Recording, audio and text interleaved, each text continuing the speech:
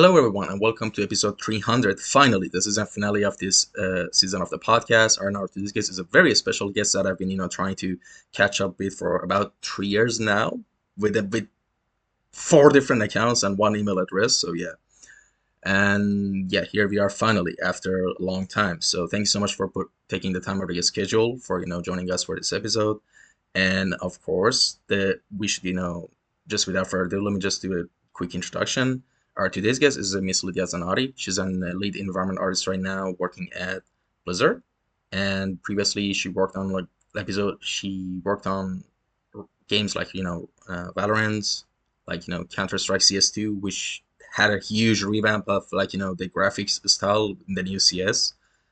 And it's actually like they added so many like cool details in it as well. So even if you're not a huge fan of CS, I'm sure you're gonna enjoy it as well. If you just install and go check it out. And we're gonna talk about all of this, of course, in this episode as well. And we don't know exactly right now, as of recording, how long this episode will be, but however long it will be, it'll be full of packed with information, both for for the ones who are listening or watching this for the technical info, or the ones who just want to listen to chill conversations. So grab a tea, beer, I don't know, coffee, water, whatever you want, relax.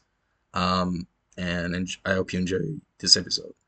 And yeah, of course, in the captions, you can find links to her art session account and her Instagram account as well. And there's a bunch of links in the captions as well, which I will explain about them during the podcast as well. And without that being said, how are you doing today? I'm doing great. It's the weekend. I don't have to work. I got a lot done today. So, how are you doing? Yeah, I'm doing fine. And yeah, the weather is really hot here. Like, how about in Oh Seattle? yeah. Yeah. Oh, Has it's starting to get warm here, but if you know anything about Seattle, it just rains here nonstop. I don't know about Seattle that much, but what I do know about Seattle that is packed with full of cool artists. Like, believe it or not, a lot of the people I had on the podcast, like some cool artists that I've had that I really like, they're all from Seattle. Or even the people I want to have on my podcast someday, like Tim Kaine. I don't know if you know who Tim Kaine is, but he's the actual OG creator of Fallout. He's also in Seattle. Yeah, what's up with Seattle and its Oh, art community? What's oh going my on God. there? Yeah, I've been to a few meetups. It's cool. You get people from Respawn, Bungie, Sucker Punch is here. Of course, Valve is here. That's why I'm here. Mm. Um, yeah, Amazon and Microsoft are here. So huge tech community, huge gaming community. PAX Prime happens in Seattle. So it's a very weird city, weird people. I love the people though. I love it here.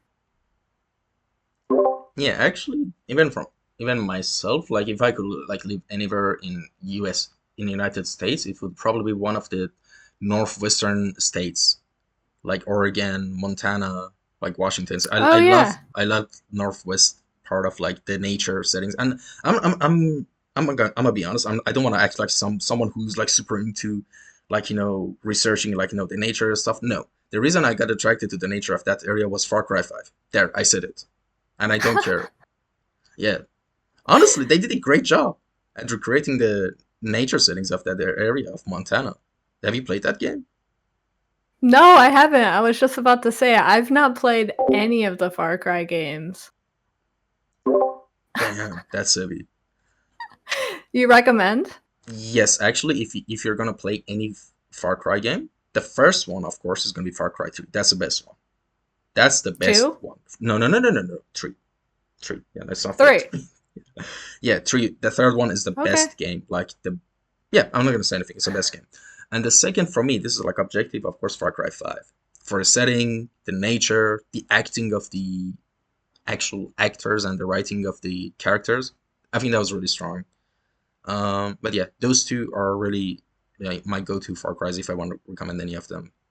Yeah, but I mean Far Cry 5, the good thing about it, because it's so beautiful, I just want to drive in it.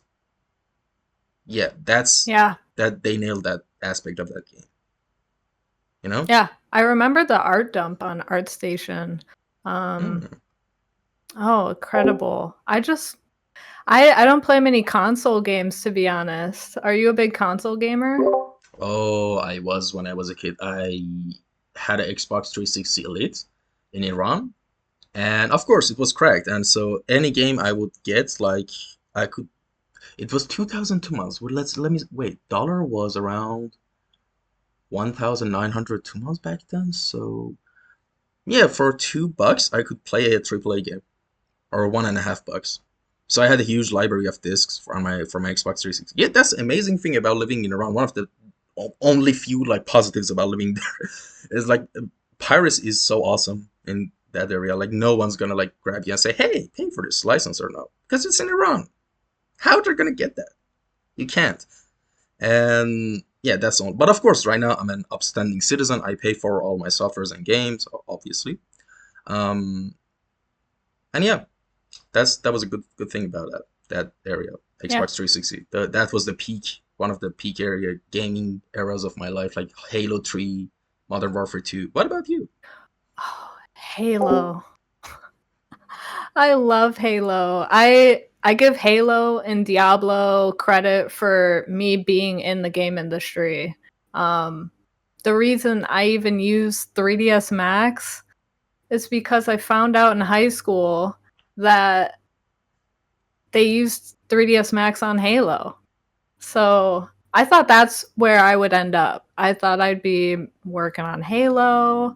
Um, but it's funny because they're like down the street from me right now. And my career just never went that way. So I still love Halo. I still look up to it. I still think it's a great game. I don't know. I don't know if I'll ever work on it. You never know. Yeah, Never you say never never. know. Exactly. Yeah. Exactly. Yeah.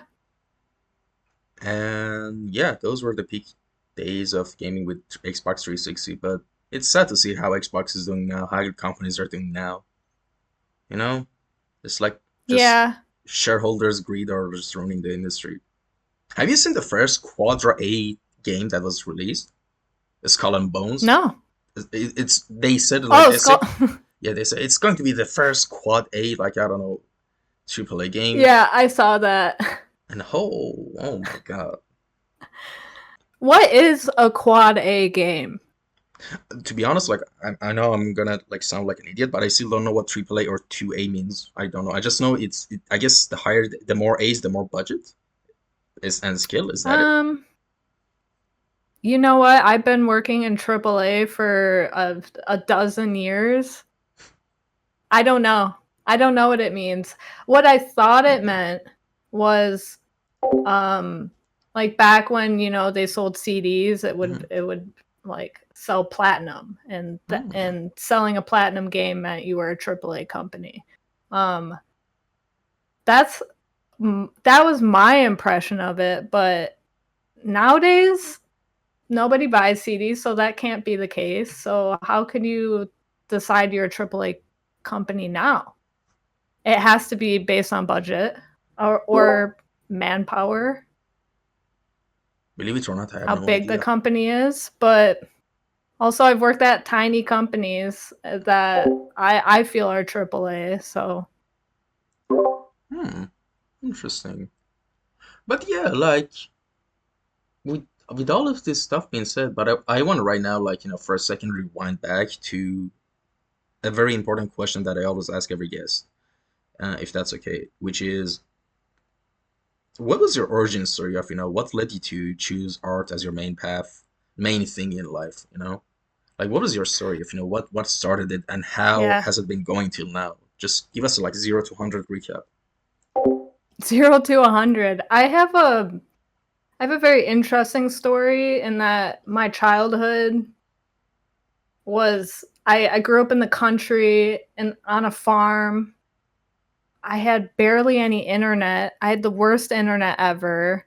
I All I could play was RuneScape and Habbo Hotel and browser games like Club Penguin. Um, but I started getting really into Diablo. I started getting into World of Warcraft in 2004.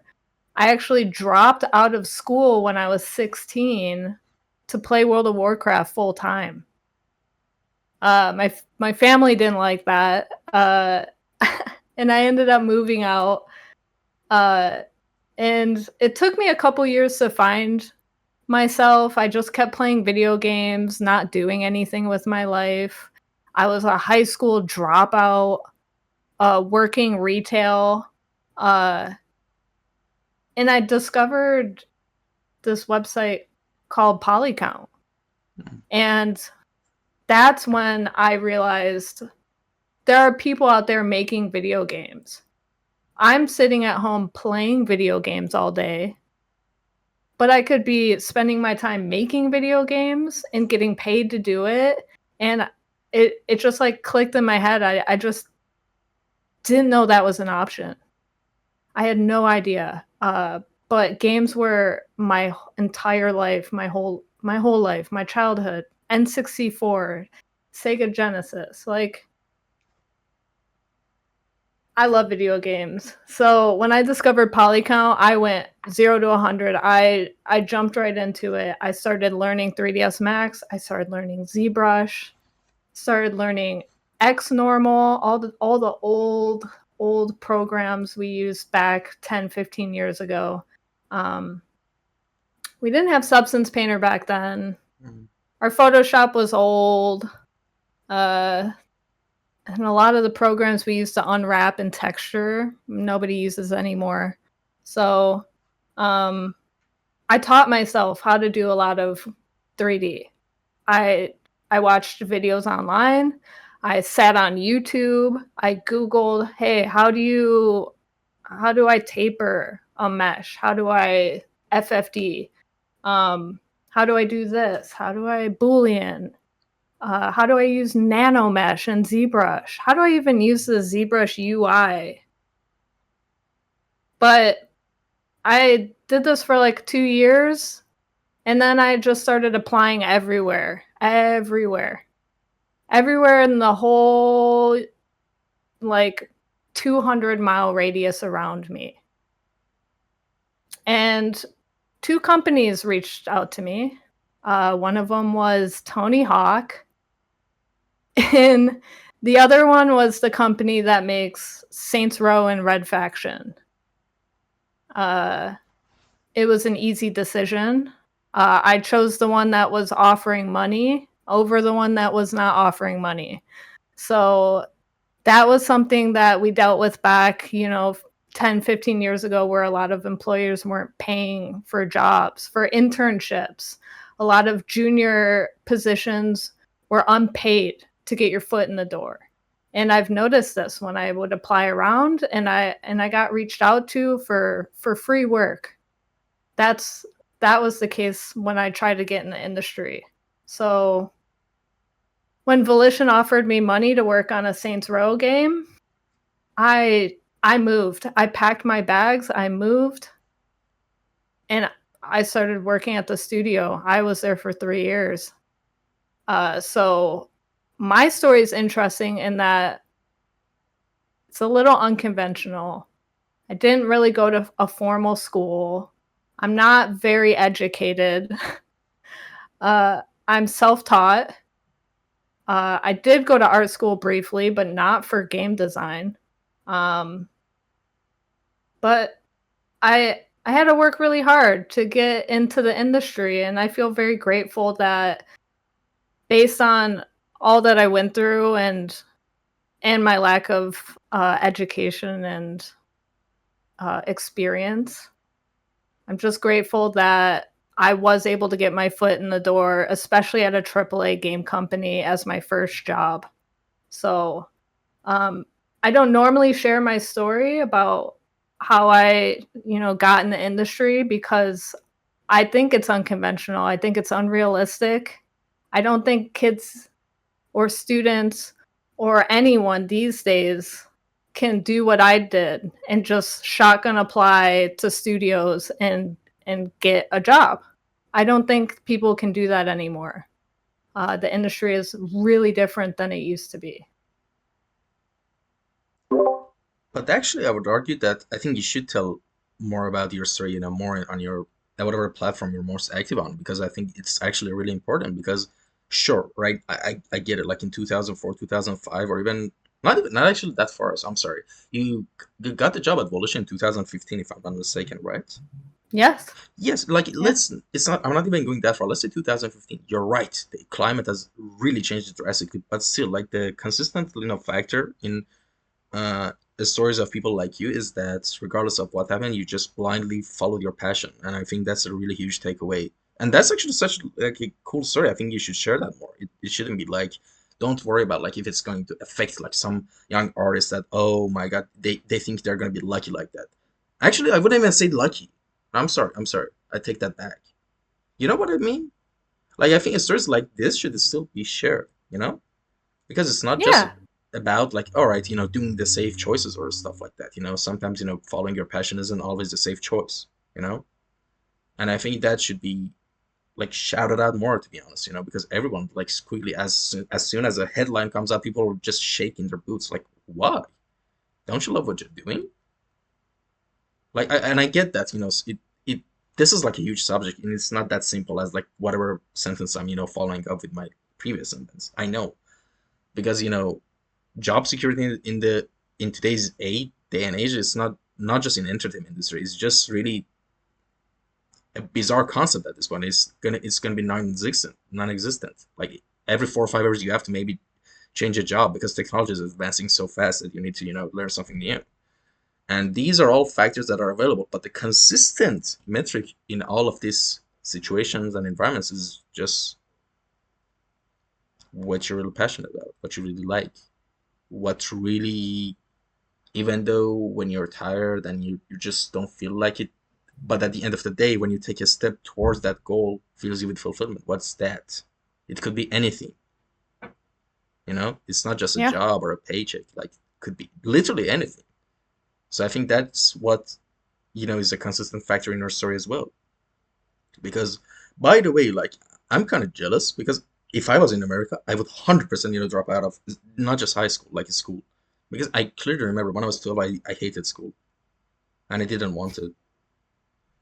And yeah, like, but yeah, it's a really interesting story, and I like hearing these stories. That's one of the main things Yeah. I like about the podcast. But yeah, then what happened after Yeah. Volition? Oh, after Volition. Of Uh course, if you want to share, like, I don't want. oh, I'm an open book. I will Right. share anything.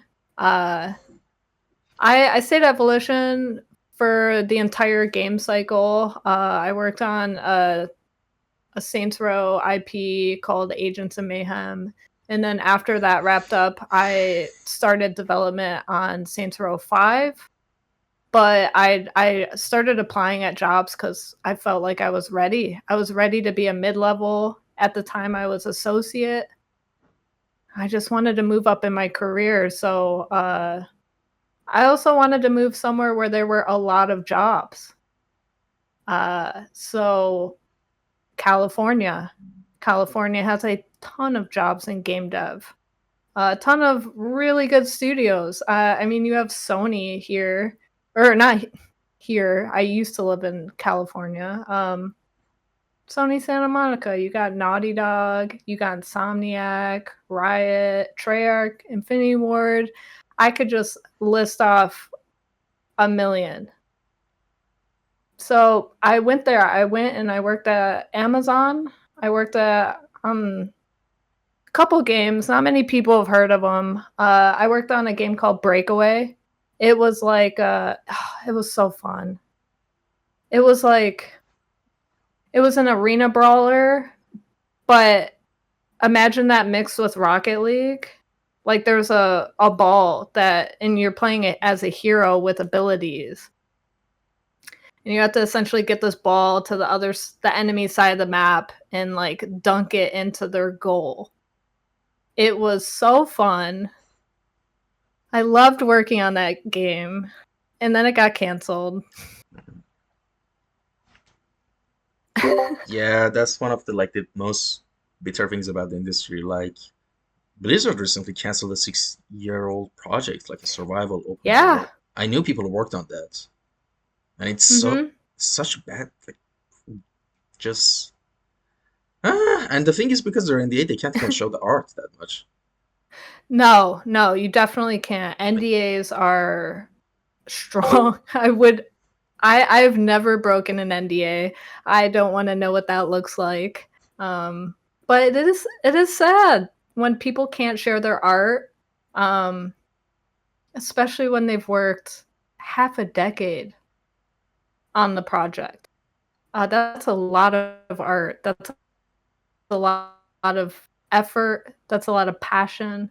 And to not be able to show that to the world and be like, just show people what you're capable of and what you created for that world. You can't even show it. I feel sad about that. yeah, yeah, definitely. Like, I want to say something, but I forgot. Like, it was a game that I was really waiting for, but it got canceled. I forgot the name actually. Oh God. But all right, just not to let me check my screen for a moment. Yeah, after Volition, you start working on Amazon Game Studios, right? Mhm. Then after that, we come to Riot Games, if I'm not mistaken. Yeah. And after that, Valve. Yeah. So explain that stage of your career. How Oh, that's how the biggest stage. how did the opportunities, came by? How was it like working on those projects? Any fun memories? Just I'm gonna mute my mic and just be full ears. Okay. Yeah. I my game got canceled at Amazon. I tried working on New World. I tried working on Crucible. I tried working on their other games, but I I got poached, and I got poached by a recruiter at Riot. And I hadn't even considered going to Riot because I'm not a hand painted artist. And the only game that they had at the time was League of Legends.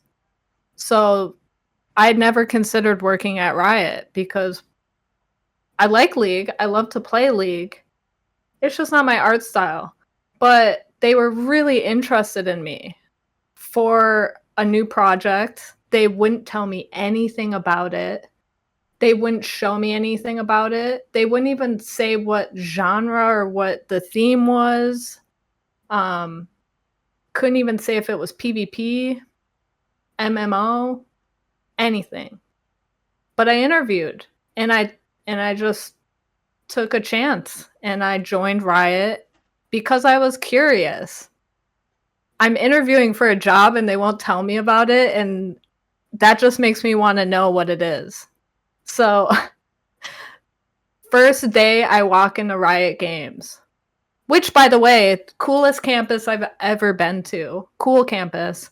There's a coffee shop. There's cafeteria full of chefs. Um, there's like a smoothie bar. There's 2 movie theaters. There's a whole arcade with a LAN center. Um, it's the coolest place. But I walk in and I get my desk and they're like, "Do you want to play the game?" And I say, "Yeah, I want to play the game." And it's it's an FPS game. And it didn't have a name at the time. It was just called Project A. It wasn't called Valorant until a couple months before it even came out to the public. So for 3 years, all I've known was Project A. And I worked on this game and I was so happy because Counter-Strike was one of my favorite games. And this meant I could work on something like Counter-Strike. And this this is what I thought was the closest I was going to get to Counter-Strike. I never thought I would end up at Valve actually working on Counter-Strike someday. But I had an awesome time working on Valorant. I can talk so much about that game. I loved everything I've contributed to that game. There's a few things I regret contributing to that game, mainly the Riot Gun Buddy. It's the little charm that you can get from a developer at Riot That was your that hangs from idea? your gun. That was my idea. I pitched it. They Damn. loved it. They made it and they implemented it into the game. So now, if you would like to get one, you have to know someone that works at Riot. And each Rioter only has about 20 to 25 they can give away. So um, that was something I regret coming up with only because my DMs are just flooded with people asking me for gun buddies, and I don't even work at Riot anymore. By the way, the gun buddies, maybe at first it was like that, but it's you can actually purchase gun buddies, different gun buddies. Maybe those that you mentioned are now exclusives, you know, that only Riot employees, I guess, can Yeah. give. But it's there, they monetize the hell out of it, of course, and that's what Riot is good at. And damn, so you were the brain behind that idea. That's very interesting. Yeah, And it happened right after I made the gun buddy for Sage. Um the little like crystal thing. So after I made that, I was like, I want to make more gun buddies. And then I thought of the fact that there's a ward in League of Legends that you can only get from a rioter. So I was like, why don't we have that? It could be a gun buddy. I don't know. that's interesting. Yeah, by the way, just as a heads up, after we're done with the subject, I'm gonna ask you some fun and more engaging questions. All right, so buckle up. I think we have one more subject left, which is Valve, right? Unless you want to talk about Blizzard. We can go there too, sure, definitely. If you want, like if it's nothing NDA you can talk about, yeah, sure. I I can just give a gist. That's good. All right, so up next we got Blizzard, Valve and Blizzard. All right. Yeah. I always wanted to work at Valve. I found a letter the other day in my box in my closet back there. I wrote it when I was a teenager. And in the letter it said my dream is to work at Valve or Pixar. I would have I would have loved to work at Pixar. It's still on my list, but I don't know anything about the film industry. So, what I do, I applied to Valve after I spent 3 years on Valorant. I made 6 maps for the game. But I was ready. I was ready, and I wanted to work at Valve more than anything. And I just applied. I didn't know anyone at Valve. I've never known anyone at any company I've ever worked at, actually. Never gotten a referral.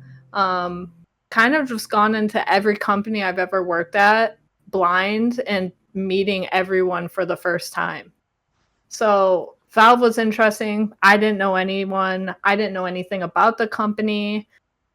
I had no idea. I didn't know that the company is only about 330 people total, and about 35 of them are women, which is a very small chunk of it's a very small chunk of the 330 people, but I was one of them. And I did get a job at Valve. It was one of the hardest interviews I've ever done. Very difficult interview, but everyone was so nice. Um, and I stole one of their interview questions that they used on me as gosh, I use it in almost every interview now. It's if you could work on any game, which game would it be and what change would you make to it? I love that question. I think that's a great question because you can name your favorite game, but like mine would be Dishonored. Dishonored's one of my favorite games. What would I change about it? that's the hardest question, because to me, I think that game's perfect. I think you can play it lots of different ways, but it was a difficult question. But regardless of that, I made it through that interview process. I got into Valve and I started working on Counter-Strike. I found out we were making Counter-Strike 2. It wasn't announced to the public. I thought I'd be working on Counter-Strike Go for a while. Nope, I jumped right into working on Counter-Strike 2. I worked on a handful of maps. They seem to be well received by the public, but I can't know that for sure. I'm not chronically online, so I'm not sure what everyone thinks of the maps that I've made, but I'm pretty happy with what I've created. I think that I've made a lot of people in the FPS space happy. I've probably made a lot of people mad. I know I made a lot of people mad on Valorant when, certain maps came out, like Icebox. People were not happy about that. And my time in FPS games has been tough because I've gotten death threats. I've gotten made fun of. I've gotten talked down to for being a woman in a predominantly male gaming space. So it hasn't been easy, but I love FPS games, and I worked in them for over half a decade in my career. I've made dozens of maps, over a dozen maps. But after that, you could tell I sound a little burnt out. I was a little burnt out at FPS games. So, currently I am a lead at Blizzard Entertainment. I work on World of Warcraft. It is one of my favorite games of all time. I am not in the FPS space right now, and I'm absolutely happy. I'm still in the FPS space in the sense that I am working on my own Counter-Strike map in my free time. But it's just for fun. And while I'm making this Counter-Strike map in my free time, I get to work on World of Warcraft during the day, and I love that. I love World of Warcraft. I love the people I work with. I'm very happy right now. So that's where I'm at in my career right now. That's where I've came from. Hasn't been an easy journey, but I'm pretty happy about where I've ended up. That sounds like quite a journey, to be honest. Yeah. And the good thing is that you're just beginning. So you got hopefully like 20, 30 years at least in the tank. I don't know about Oh, that. you just felt I just saw the exhaustion on your face as I said 20, 30 years. All Oh, right, how I about just doing can't it for fun? imagine. I get it. As a job, that might be exhausting, but as a something fun that you could do, like without any, like, I guess, obligations, that would be kind of like a dream scenario, right? Oh, yeah. If I could Mhm. just wake up whenever I want to, 10, 11 a.m., and have breakfast and just work on whatever I want to work on art wise, not get told what to make. Uh, that would be nice. Yeah, it would. Interesting. But now there's something else. So we've been talking for like 20 minutes about your journey, but now there's this big couple of questions. This is kind of like a personality test I want to take from you, and I think this is more accurate than any personality test. And the way I'm going to conduct this is by asking you about your strategies and your mains in every game you played. Yes. So we're going to start with World of Warcraft. What do you usually play as? Oh. All right. How should I pick up that I expression? Is it overwhelm or just excitement? Excitement. I love Awesome. talking about World of Warcraft or just video games. That's what we're gonna do now. I I play Horde. I've never played Alliance. I will not play Alliance. I play a Blood Elf Holy Paladin, and I do Mythic Plus and I raid. Damn. For me, For me, it's kind of like a fun story of World of Warcraft. Actually, the first time I played, I was like I think 10, and the way I played, of course, I was in Iran. I think I ordered like World of Warcraft, and it was a vanilla Warcraft at the time. We didn't have any of those expansions, even the cracked ones. It was on 5 CDs, and it was 5,000 2 months at the time. And my mom was so pissed at me for doing that, ordering that, because I kind of sneaked out the money from her wallet to get that money. And yeah, but the thing is, that was one of the games that everyone, like, there's a couple of games when I was a kid that every relative or anyone who even remotely know me knew I loved. One of them was Yeah. World of Warcraft, and another one of them was Prince of Persia franchise when I was a kid. I loved that franchise, Prince of Persia games. And for Warcraft, I think my favorite is still to this day are Taurens. I love Taurens. I don't know why. It's just I really like, you know roll with them. I like their vibe. It was a Tauren hunter, and there was a gnome mage and a rogue Yeah. night elf. So yeah, I'm all over the place. But it was so fun, and I clearly remember one time. It was of course an offline game. That's the only way I could play at the time, because back in Iran at the time the internet was dial up. Those sounds like Yeah. and yeah. Yep. So we couldn't even play it like online, even if we could. A $15 subscription, it would be too expensive for someone from that place. Jesus. And I remember there was this place. Do you know the Dragon Onyxia? I think it's in the Yeah. left. I accidentally found it, and I used all the cheats. I got level 255. I just bought every item I knew. I didn't know anything about it, and I thought I could kill anything right now. And I just went there and I got one shot it. I was like, huh? So yeah, like there's like an art to World of Warcraft, but you can only achieve that level of, like, efficiency with that game if you play like at least 1,000 hours in that game. Same with Dota 2. Yeah. Like Dota 2 is another game I wasted so many hours on that shit actually. Me too. You have to play 1,000 hours at least just to get the alphabet of the game, right? Oh, yeah. I have like 3,000. 4,300. Oh, you got me beat. Who's your Yeah. main? Like, who are your top three? Please, if I say, don't leave the call, all right? Okay. Techies, Yeah, yeah, Techies, Techies is my main, and that's my favorite. yeah. I know it. Here, really? Yes, dude. Like, my username on Discord is TimoXC. Like, I love characters like that. Timo, Techies. Yeah, they're just fun, cute characters, right? And the thing is, by the way, like, they nerfed the hell out of that character in the past, since I think it's patch 7.2 or something. And even recently, actually, after months, I reinstalled Dota 2 to check out the new patch and updates. And my other mains are Axe and Furion, by the way. Nature's Prophet, Axe, Techies. Completely different Oh, setup. okay. Yeah. Nature's Prophet is my actually most fun main, aside from Techies. And they nerfed the hell out of it. It was so weak when I played like 2 days ago. And Really? yeah, they nerfed it like completely. Like, the attacks Yeah. don't have any punch. What about you? Who are your mains?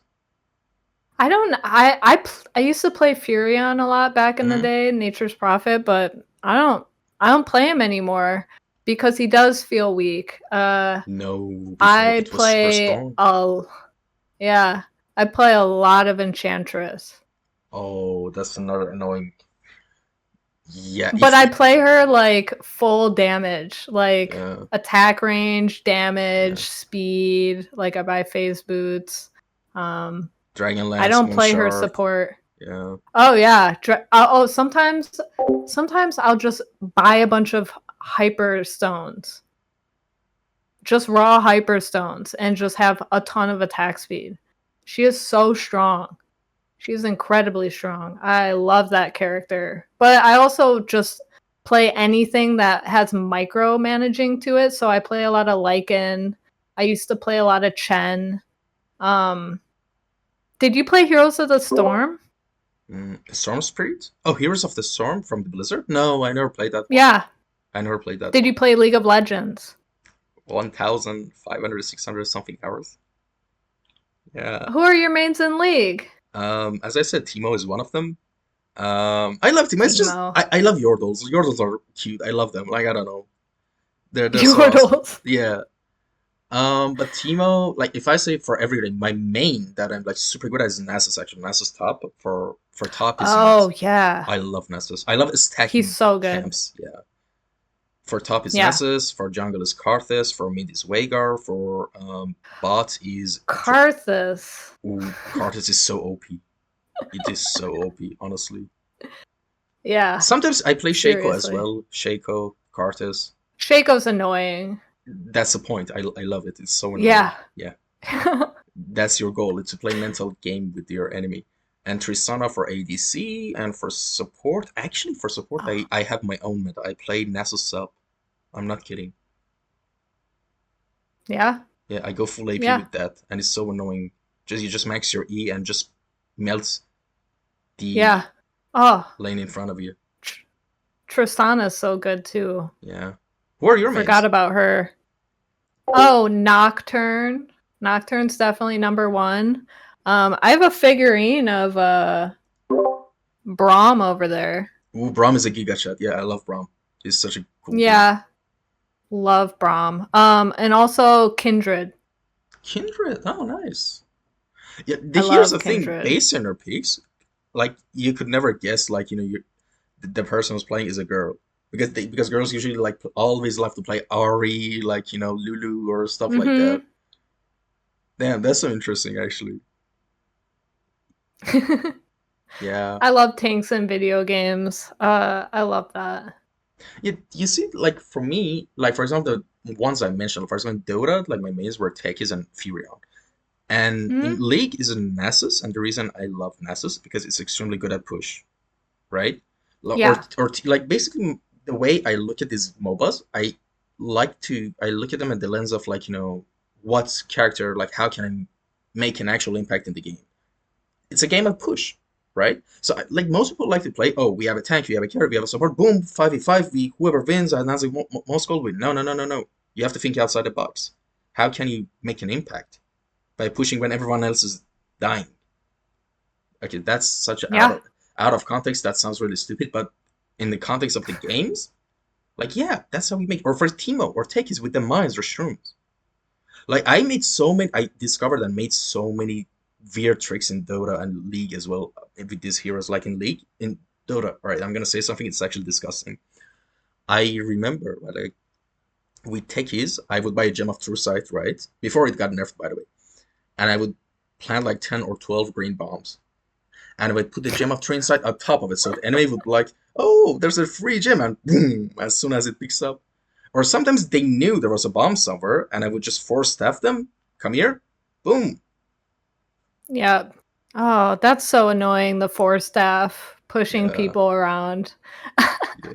I don't think you can do it to your friends anymore. You could even do it to your friends to your eel scepter, but I think they Yeah, changed you it. can still do it. You can? I did it like a month ago. Yeah, people grief usually with that, right? Yeah, I usually push my teammates to safety. Like if they're running Mm, away from getting ganked, I'll force staff them, push them further. that's interesting. That's interesting. But now, is there anything else you want to add about these games? Anything you want to mention? I just wish that I worked on Dota while I was at Valve. Oh yeah, you're That's the right. one thing I regret. Yeah, I would have loved to work on Dota, but I was really into Counter-Strike, so I don't think Dota 2 is going anywhere, so maybe in a couple of years you might get a chance to work on it. Who yeah, I'll knows? go back. Yeah, definitely. Why not? And all right, Yeah. let's actually move on to the game you just mentioned, Counter-Strike and Valorant. Actually, let's actually do it chronologically. Valorant. Who are your mains and why? Valorant, I only play Sage. Hmm. I only played Sage back when I first started, like 3 years before Valorant came out to the public. She's one of the original characters in the game. Um, I just really like supporting people. I like her wall. I use her wall in the weirdest ways, usually to boost myself up. Um, I'll use it that way. Um, but other than that, I think other than Sage, is probably Phoenix. but nobody plays Phoenix anymore. Nobody touches him. He needs a buff. He needs a rework. He needs something. But I think he's a cool character design. He's fun to play. I just think he needs something more. Oh yeah, definitely. Actually, Phoenix was on first main when I started Valorant because you could play super aggressive with it, and like my Yeah. I have two exact mains on Valorant. You can easily guess one of them right now based on my previous choices, League and Dota. Oh no. Why do I want to say Cypher No, or no, not Reyna? that. No, no, no, no, no. I don't have a good aim, so I have a shit aim to be honest. Say if I Neon? no Killjoy. I'm not good at this. Killjoy. Yes, I have like you can play super strategy with it. It's like Teemo and Techies of Yeah. Valorant, and I like that's what I love. Like setting up traps, like actually outsmarting the enemy, not out aim them, because my aim is very mid to be honest. So I usually have to think of Oh, something else. same. Yeah, Yeah. Killjoy's great. I love yeah. Killjoy. I'm biased.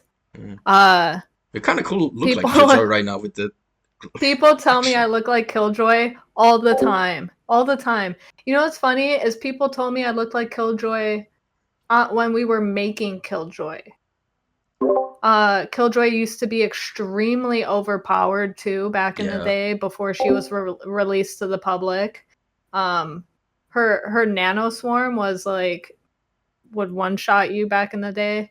Um, yeah, I love Killjoy. I think she's a great character design. I just think she's too difficult for me to play.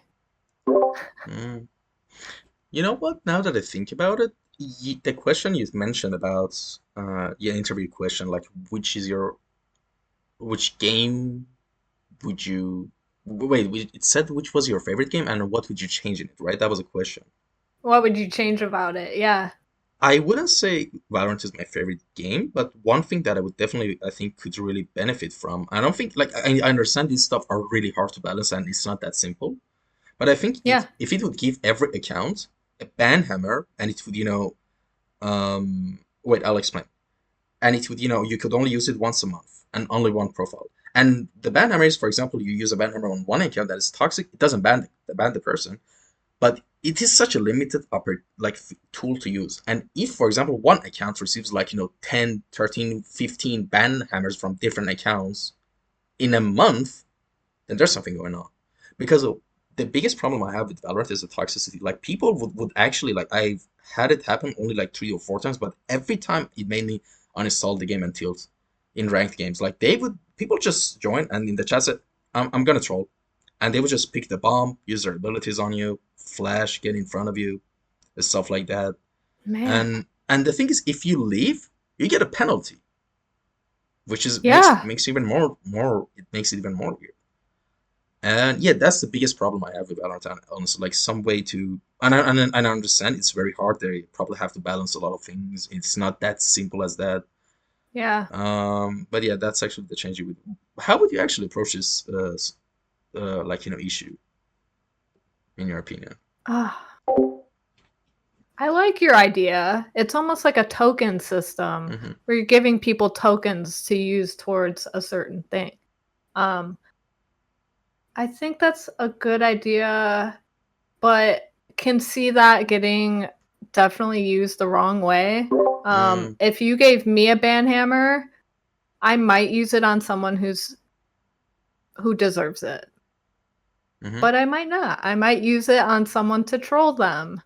And that could severely ruin their their time. But Like here's if the thing. I You're right. You're right. But yeah. here's the thing. If you run this as an experiment and you get a statistics of data, and you could actually like as a study see the matches of different number of for example, the profiles that get 10 to 15 banhammers. Let's review those. And a lot of those cases you see, all right, a lot of them are actually fake banhammers. This is for trolling. Yeah. But the ones who are like, let's say above 20 or 25 banhammers in a month, we realize, oh, we probably have to maybe, suspend them for a couple of months or something. Or I don't know, Yeah.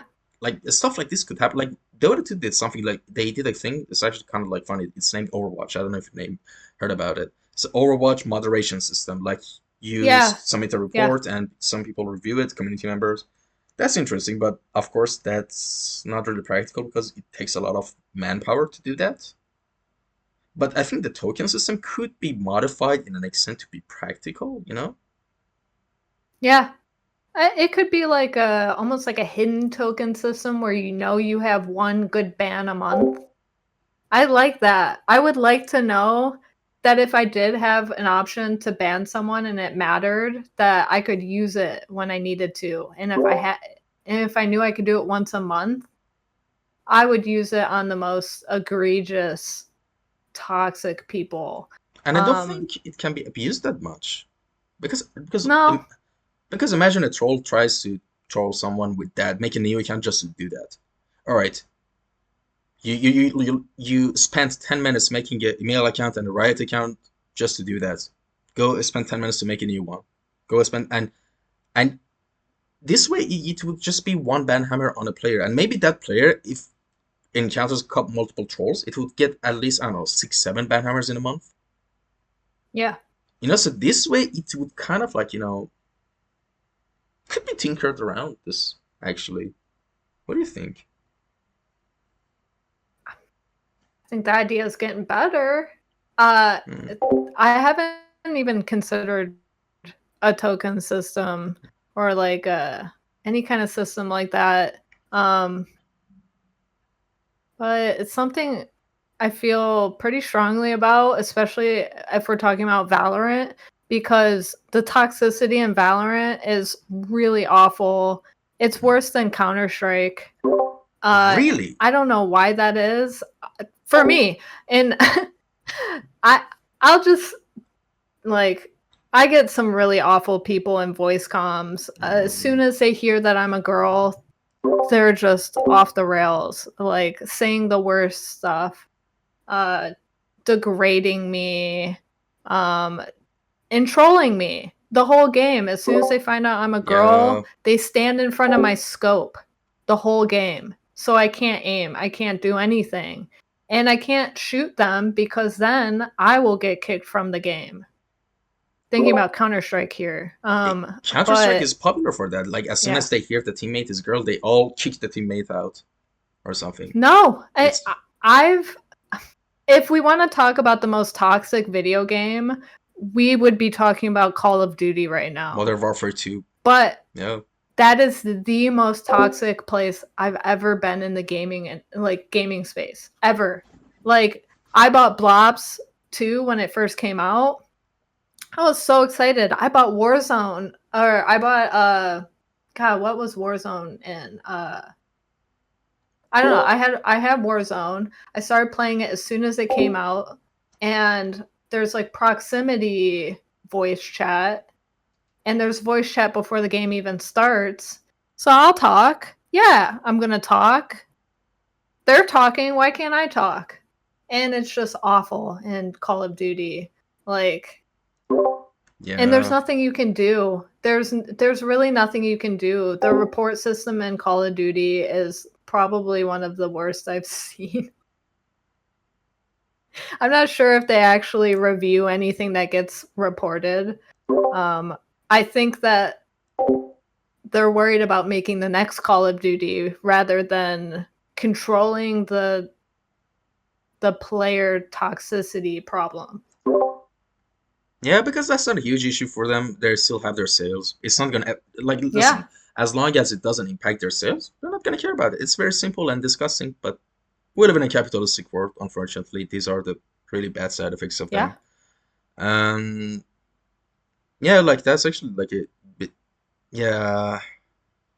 I mean, the best way you could ensure you would have a good gaming experience is you have a full stack in your party, whether in Dota or League, yep, just any game. But even Call of Duty right now, like the last Call of Duty, the last time I played the Call of Duty, I think no, actually, technically speaking, it was like a couple of months ago. It was Black Ops 2 because it was one of my favorite Call of Duties when I was a kid.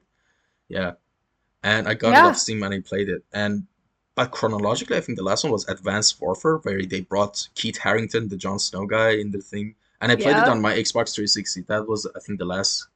um, Call of Duty I played. But now when I see clips of Call of Duty, it's like they added Nicki Minaj. There's Gundams. There's what is it? What is going on, guys? What are you doing? Like, are you guys? That's I feel like Krusty, the Krusty Krab from SpongeBob is running that division of like game industry right now. It's just all money, money, like whatever Yeah, sells. but people are buying it. Like kids Yeah, kids are buying it. A lot of kids are buying this stuff. you know what? Actually, it's something really interesting. We speak about Blizzard and Valve and all this stuff. Today I played something that has been on my backlog for a long time, and I played it for 4 or 5 hours, and I was extremely impressed. It was Half-Life 1. Oh, I like that you game just played it? for the first time ever. Yeah, Half-Life 1. And I Yeah. was just blown away with what they made at 1998. I was born 1997, and in a month I'll turn 27. And that game, I can't believe that game is just only 1 year younger than me. Like, and it still holds up as an Yeah. as an FPS, and it like I was actually blown away that because the thing is with the games from those era, one thing always pops into my mind, one sentence. For its time, it was great. It was ahead of its time. Do you know why we say that when we play games from those eras? Because we compare it to the standards of like AAA games of this era, right? Yeah. That creative juice, that flavor of love that's been made by actual passionate developers is gone, and it's been replaced by shareholder greed, corporate greed. Yeah. Yeah. And that's why, like, for example, there was this clip of a pizza being made by just I think it was a device. It looked like an espresso machine. It would just drop all the ingredients, very like organized everything. But someone made a comment that I completely agree with it, and it wrote it lacks a very important ingredient, and with full caps like it wrote love. There was no passion, no juice behind it, and it's the same with games and any other product these days, mostly, Yeah. right? Yeah.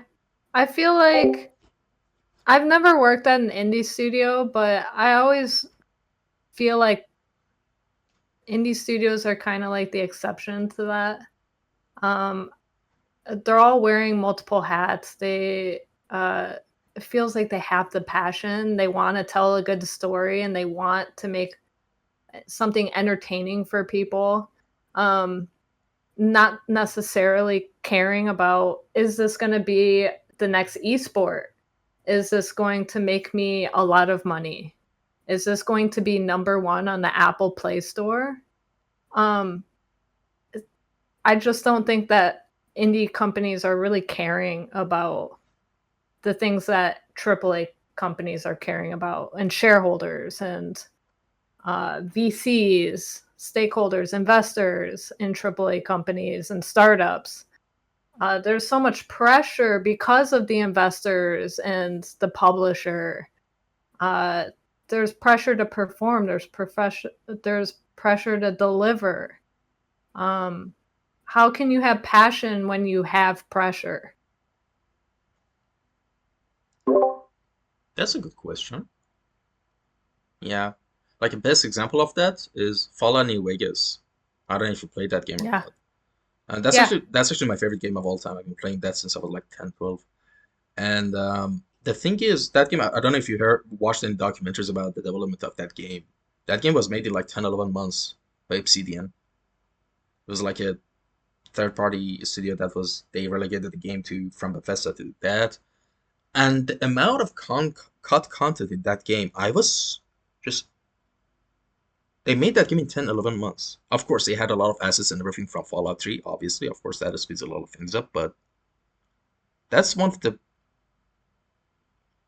for me, the most immersive and well written. See, the two specific things I picked, well written and most immersive.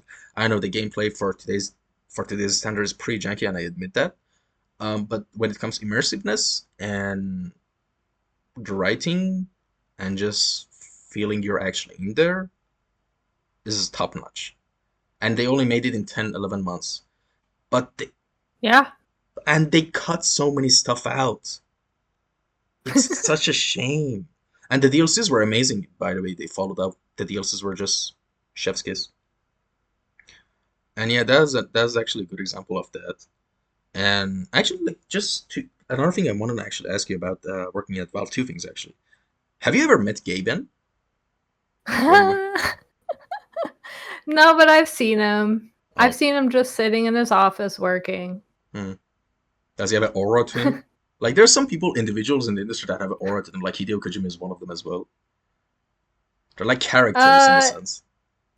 he just felt like he was really intelligent. Like, you ever meet someone and you're just like, oh, this person's smart.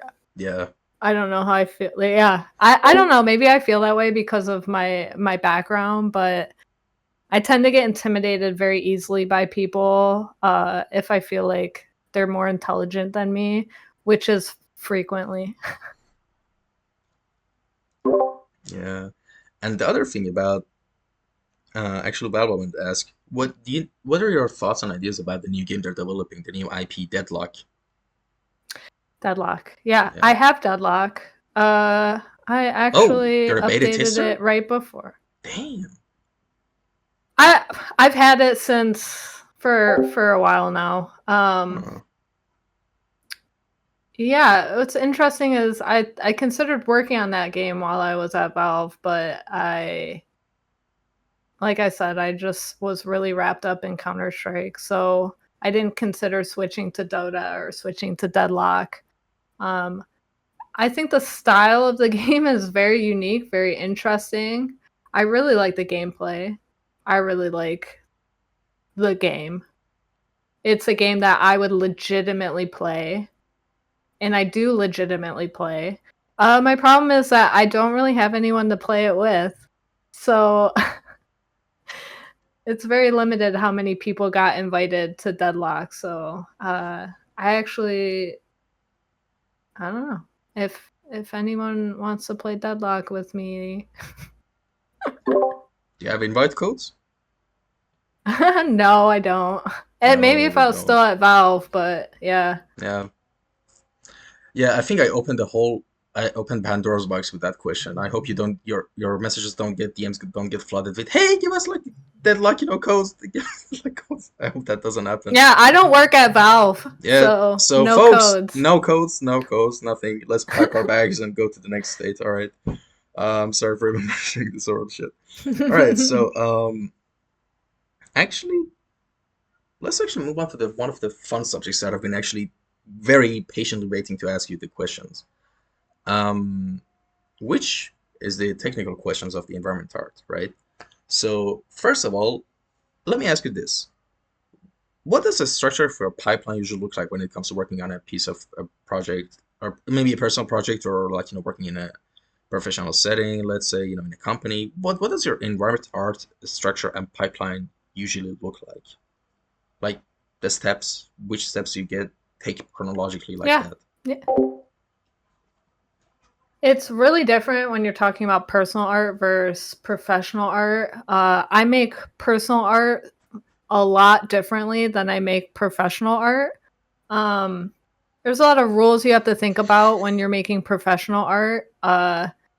And I'll talk about Valorant here. Valorant's a pretty easy one to talk about.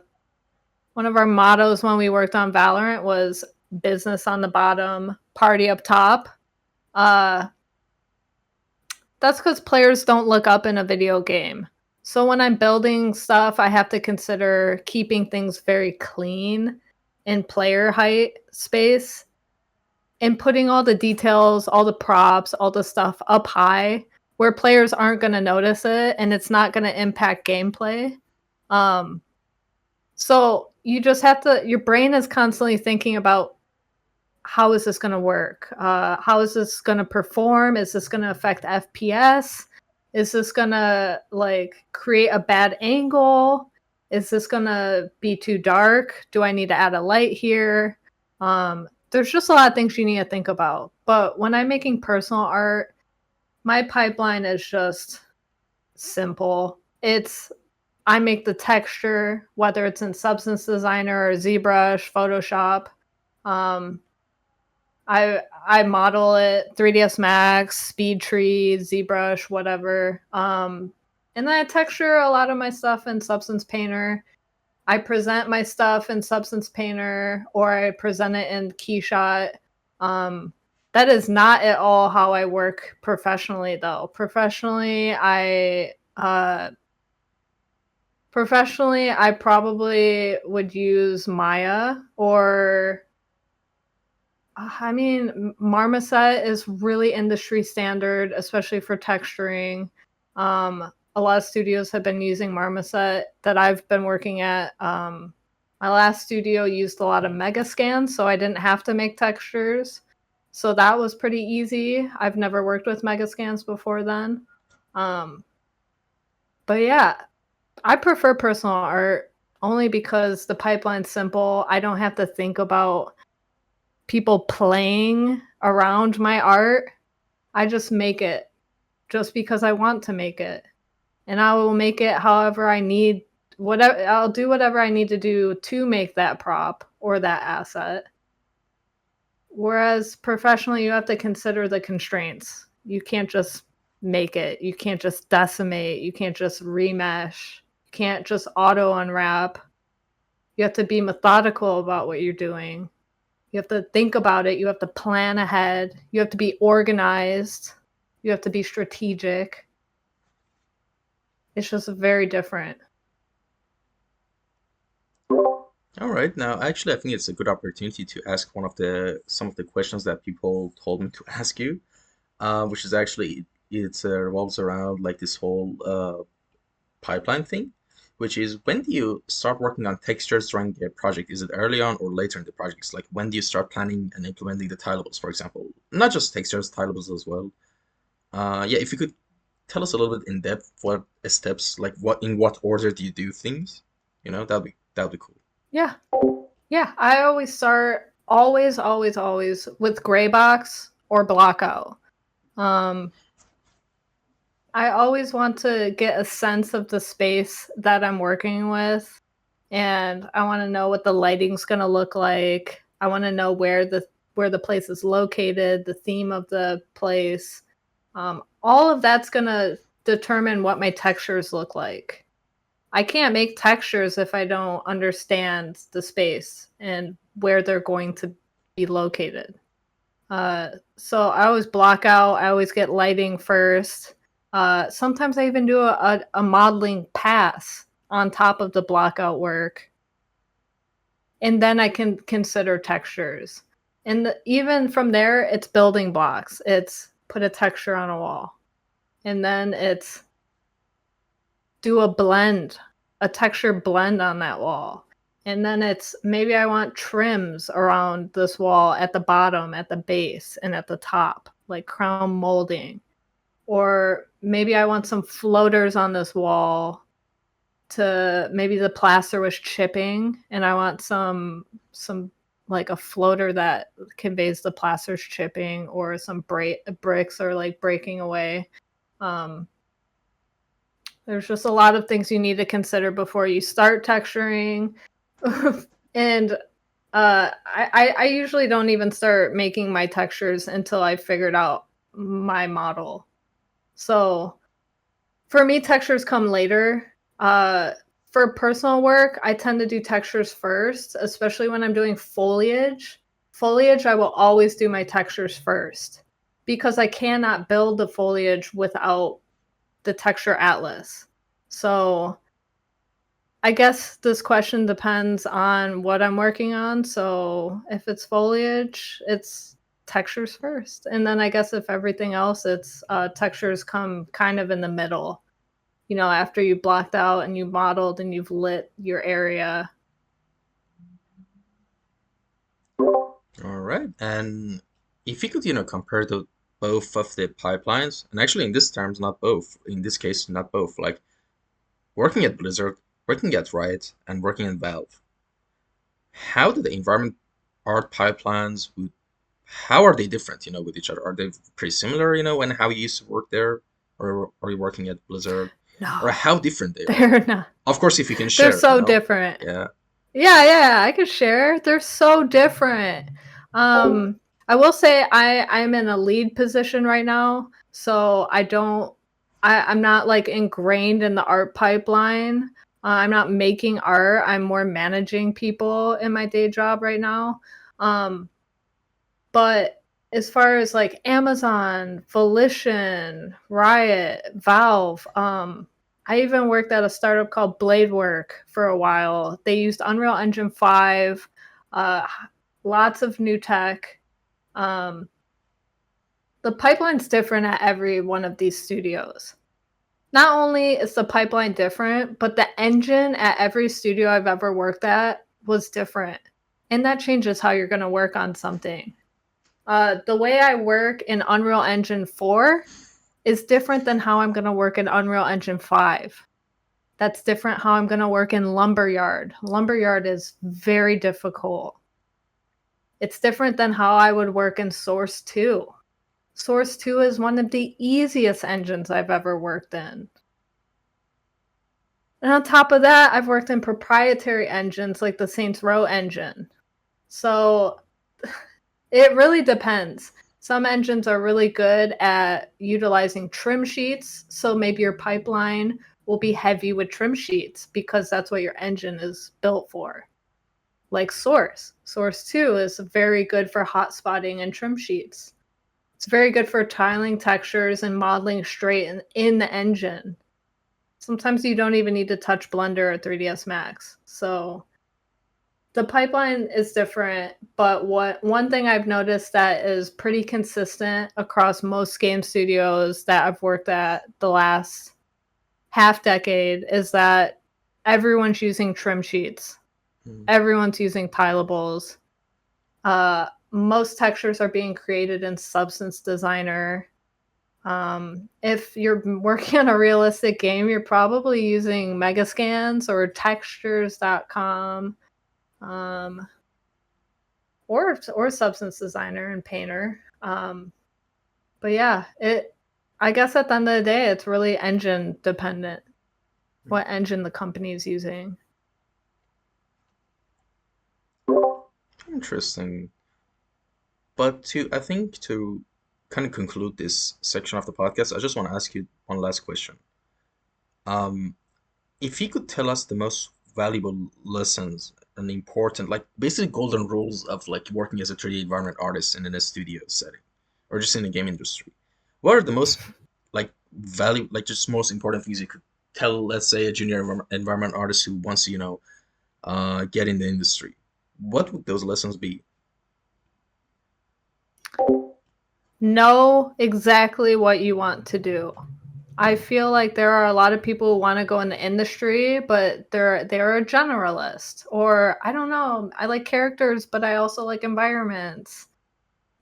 I don't know many people that are a character and environment artists. So on top of picking your focus, have some kind of passion or a goal.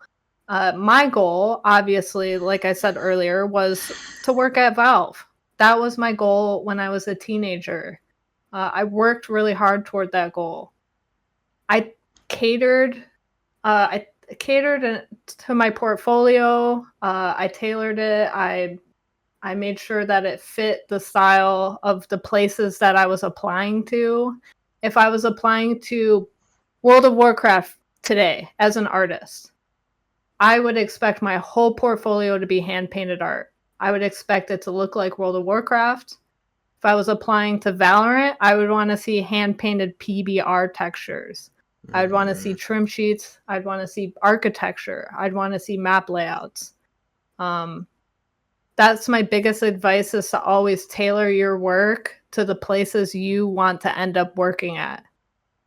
And on top of that, if you don't know anyone, I feel like networking, having some kind of social presence. I know social media is not the easiest thing to keep up with. Not many people like social media. I'm not a big fan of it, but I think networking is super important. I think talking to other game devs is important.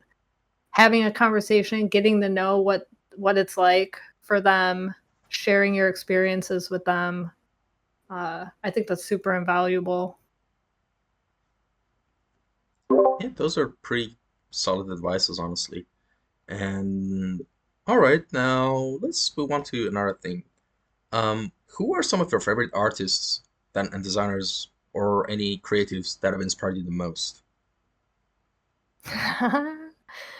There's this one artist named Daniel Oribe. I really love his art. Man, he does some of the most magical looking art. I'm actually looking at a character he designed right now. I have hanging above my computer. It's Nico from League of Legends. Hmm. You know Hmm. Nico? Yeah, I know Nick. Oh, yeah, I know Nico. One of my friends used to play that as sub. He would turn into a minion, and Yep. yeah, and he would just stun, and yeah, fun times. Yeah. Yeah. I really love the design of Nico. I really love his art. Um, God, I could probably list off 50 to 100 people that I look up to, but I'll just keep it to that one artist. Keep it short and sweet. Daniel Oribe has beautiful art. All right. By the way, after the podcast, send the link to his like Yeah. profile or whatever he has, so I can add it, put it in the captions. So anyone who's listening, we can all know who we're talking about right now. And all right, there's actually a couple of like kind of general questions I want to ask you. From just looking at your Twitter or Instagram, you're a fellow tattoo enthusiast, right? And actually, Yeah. and I've never had a tattoo. Actually, I have a birthmark on my foot, so that's literally technically the only tattoo I have. But yeah, I have a like plans to do tattoos. So as a tattoo enthusiast, how would you like advise to plan, for example, a sleeve? Because I had a plan to do some logos or just small marks on here. But then I saw on the internet people say no, don't do that because it could ruin the whole planning of your sleeve and you know It can. oh really? Yeah, there's some tattoos I regret getting Hmm. because it kind of ruined my sleeve. Oh. I didn't plan it out. I just got so on my arm, I got like these flowers Mm-hmm. first, like a All right. long time ago. But then I had nothing on my arm for like 5 years. And then I was like, Hmm. I'm going to finish my arm. And I had to work around the flowers. And it was annoying. So I think it's better if you just start from scratch, plan it all out, make sure all your tattoos fit with each other, have like a plan. Hmm. Interesting. The thing is, actually, I think you can be very good friends with another artist I had on the podcast, Cristina Lavinafrez. She was actually a concept. I don't know if you know her. She was a concept artist Yeah. who worked on Apex. I think he still does. She's also a huge tattoo enthusiast. Like she has tattoos everywhere. And yeah, like I was like fascinated with tattoos. Like it was one of the things that I was considering, becoming like it was either graphic design or tattoo when I was a teenager because at the time I didn't know you could actually make good money in video game industry, which sounds really funny now saying it right now. But Yeah. yeah. So what other general advice do you have for people who want to do their first tattoos? Or do you have any, Oh, interesting stories about tattoos yourself? yeah. What advice would I give? Don't get a tattoo Hmm. when you're like younger than drinking age. Okay, drinking age in America, like 20, 21. When you're a teenager, you're probably going to get something you regret. Yes, true. I know if I got something when I was a teenager, I probably would have gotten like skulls or diamonds or something tacky. Something So, edgy. yeah, Yeah. something real edgy. And then 10 years later I'd be like, "Why did I do that?" And it's permanent. It's permanently on your body. So, that's the worst part about it. Just make sure you love what you're getting because that thing is on your skin and it's not going anywhere. And also, if I'm not mistaken, when you get a tattoo, you can't donate blood, right? Oh, I don't know about that. Yeah, I heard that a You can lot. donate blood. You sure? Hmm. Yeah, Maybe, why wouldn't you? maybe that's for the places. Maybe if you have like ink on your sleeve, maybe that's where they get blood, right? Yeah, because I heard that a lot. Like it's been a thing that I've been Hmm. heard. Yeah, you probably should, check that out as well. Yeah, that's one of the main things. And also another thing, another like bad things about tattoos is that it makes you completely like it's hard for you to kind of like go dark. You know what I mean? Like if you, for example, imagine mm, like something happens and people are after you, right? Let's say Yakuza is after you, right? And Yeah. if I have a picture of you, this oh they have it, he or she has a tattoo like on his or her arm like this, so It's identifying. yeah, it's like having a sign here, hey, this me, Yeah. and yeah, Yeah. that's another bad thing, bad tattoos, but they look really cool in the end, right? Yeah. What do people think about tattoos where you live? Actually, whatever other place things, like it's not that weird thing, like because the younger generations, not just in Iran, like in most even neighboring countries, um, it's weird. It's like because these last couple of generations have been raised by, I would like to call them internet generation, right? So it completely like affects like Yep. everything in the culture. So yeah, actually, young people mostly are pretty liberal and yeah, kind of. I guess internet is a weird way to say, but it's like culture in these generations are kind of the same things they like and dislike. A lot of piercing, a lot of tattoos, Yeah. a lot of yeah, all this stuff. Yeah, honestly, this is kind of one of the very few positive things about internet, to be honest. And Yeah. Yeah. actually, I Well, yeah, sorry, go on.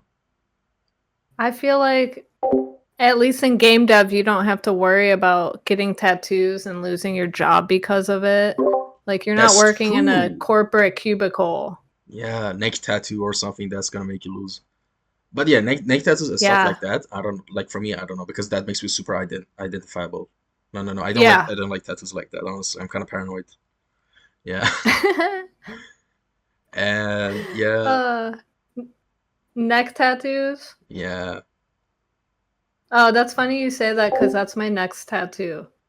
Damn. Yeah. What's the pattern? Yeah, my neck that. Oh, I nice. don't know yet. Is it going to be like on the front or on the side? On the side. I think I'm Oh, gonna get it on the side because I hmm. gotta finish my arm all the way up to Ah, my neck. to the back of the ears, probably. Yeah. I have a knife behind this ear. CS:GO knife. It's like a karambit, but I wanted it to look like both Valorant and Counter-Strike at the same time. Hmm. So it's like kind of like a Valorant-y Counter-Strike karambit. Colorful karambit, I guess. Right? Yeah. Yeah. Hmm. Interesting. Yeah, actually, one thing about tattoos, the other thing I I heard that depending on the solution they use for the ink, it could cause, disruptions in the MRI devices. Based on, of course, if the solution Really? I've heard, like I guess they use it's a mixture of magnesium, iron. I'm not sure. I'm not an expert. It's just maybe I read somewhere in an article. Maybe that's cap. I don't know. That's cap. Yeah, probably. Yeah, yeah. But about the blood one, I heard that one a lot. Actually, I don't know. Yeah. I haven't heard that one, but the only thing I can think of is that maybe you can't find a vein because of the tattoos. But Mm. tattoos don't go deep enough in the skin to really get into your bloodstream. No, but the I've penetration never of the heard that. needle could cause, I don't know, maybe contaminated blood. Maybe that's what. I I'm gonna have to do my own research Actually, after same. this. I need to make sure I can't just say anything on a podcast. Yeah, you're right. Yeah, Yeah, but I've actually heard that one I a want to lot. know. Yeah, Yeah, I'm curious. yeah. Interesting. I don't know. I've never given blood, so I don't know. Yeah, same. Never did. Actually, funny enough, there's trucks outside in Turkey where you can donate blood. Like, Yeah, yeah. yeah, here too. Oh, Yeah, nice. but I'm terrified. Of needles? Yes. I know. Oh. I have a ton of tattoos. I know. Yeah, I exactly. I was gonna know. say, wait a second. It's just I don't like syringes. Hmm. It's not the Honestly, needle. It's the look of the syringe is just freaks me out. yeah, it's like a torture device. Yeah. Yeah, just any medical setting gives me anxiety, even if it's just a regular dentist checkup. Yeah. Same. Yeah, I hate that. I hate Yeah. anything health related. Have you extracted your wisdom tooth yet?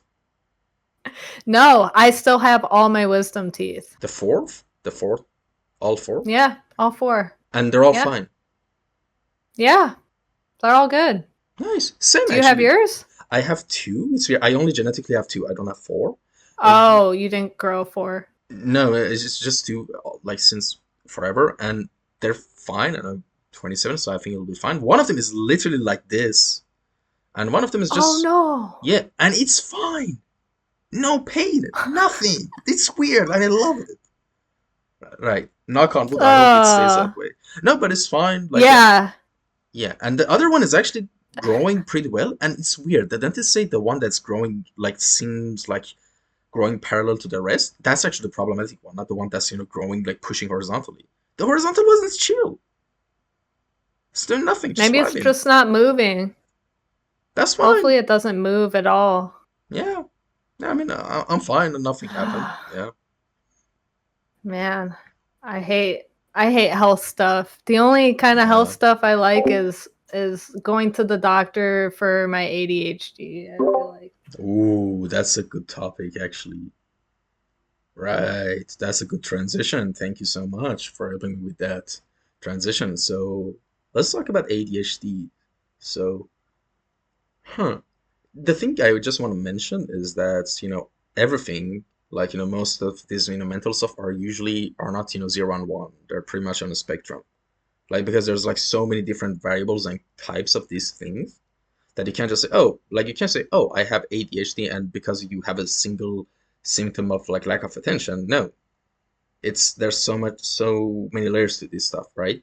So I'm gonna actually like hear from you your experience with ADHD and when did you realize, oh shit, this is a thing. Like just tell us whatever you want. Yeah, I didn't realize I dealt with ADHD until I got in the game industry.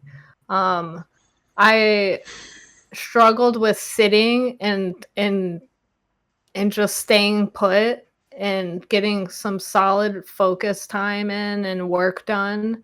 I found myself standing up and pacing around every 10 to 15 minutes. I do it. I did it this morning. This morning, I did a little bit of work, got up, paced around the house, sit back down, do a little more work, get up, pace around, go outside, get a snack, sit back down, and it's just like that over and over. And it's not just, oh, I can't focus. I can't concentrate. No, it's more than that. It's my I can't stop moving sometimes. My body just wants to move. I can't sit still. Sometimes people will say stuff to me in work meetings and I will forget it immediately. That's the worst part about ADHD in my opinion is forgetting all the time. And I have to apologize. I have to be like, "I'm so sorry. Can you repeat what you just said?" Or I didn't catch that. Could you just explain it to me again real quick? And it feels bad to have to do that, but that's just how I have to cope with my ADHD. It's just how it manifests for me is I pace around, I forget things, and I can't really focus that well. But I've just learned ways to cope with it, really. That's really the best thing you can do is just find good habits to get into. Oh, interesting. For me, it's different. For me is, I guess, but I think for both cases, it's kind of the same pattern, which I will get into in a second. Like, do you see those videos of like puppies? Like their attention span is like, it's on a leaf, it's on a butterfly, it's on the ground, it's on the food, it's like this all the Yeah. time. And I've been like that since I was a kid, and it's even got even like more intense. But I don't see that as like it's kind of like a quirk, you just need to learn how to calibrate it into your own benefit, and that's what I've been trying to do all my life. Like, for example, me, like, all right, let me give you an example. I could hyper focus on a task, right? Sure, fine. Yeah. But the way that I at peak from performances is when I have a couple of tasks that I'm engaged in at the same time. Like, I'm not kidding. It was a very usual thing for me to chat and talk to a friend or even multiple friends at the same time while playing League, while at the same time have a tab open on chess.com playing chess with someone from India or something. And it would like just it, it's like adding fuel to the fire of the gears and clockwork that's going on in my brain, and that's how I enjoy it. But for example, the reason, for example, I procrastinate a lot even with a lot of tutorials is because I have to watch a singular subject and I have to focus and I have to learn, and it's just torture for me to Yeah. go through, you know. And that's one of the like weird things for me. But the thing is, actually, the good thing about that is one thing that's really helping me, ChatGPT. For example, I didn't know how to, for example, do something in Painter or Designer. I could just ask ChatGPT and it quickly gave me a text. And reading for me is usually more easier than sitting down and watching. And I know like this is Yeah. also like a symptom of, consuming too much social media and, having my phone all the time at my disposal. That's something that I should work on because I know that's a problem. It's not something quirky or funny to talk about for me because I understand and I admit I'm kind of addicted to it without wanting to admit it, right? We all are to some extent these day and ages. I don't know. Yeah. Um, but yeah, just for me, it's like this. Like if I have multiple things at the same time, I'm happy. Actually, the more stuff I need to manage, the happier I am. It's weird, you know. But if I have just nothing to work on, or just like I don't know, if I have just one task to work on, it feels like a chore. You feel me? Like for example, Yeah. with the podcast thing, for me, I made a decision to do at least 1,000 episodes. And after that, I can die. I'm fine. But at least I want to do like 1,000 episodes, you know? Like I'm being serious, legit. And that thing alone is going to keep me preoccupied for like 10, 15 years later, at least. In last March, Yeah. last March was the fourth anniversary, like 14th of March. The last March that happened was the fourth anniversary of a podcast. And I did three group discussion podcasts and I did around 25 different episodes in the span of like 3 weeks, and I edited like around all of them in a span of 8 days. And I made a huge chart of each piece of content that I had to edit for each of them.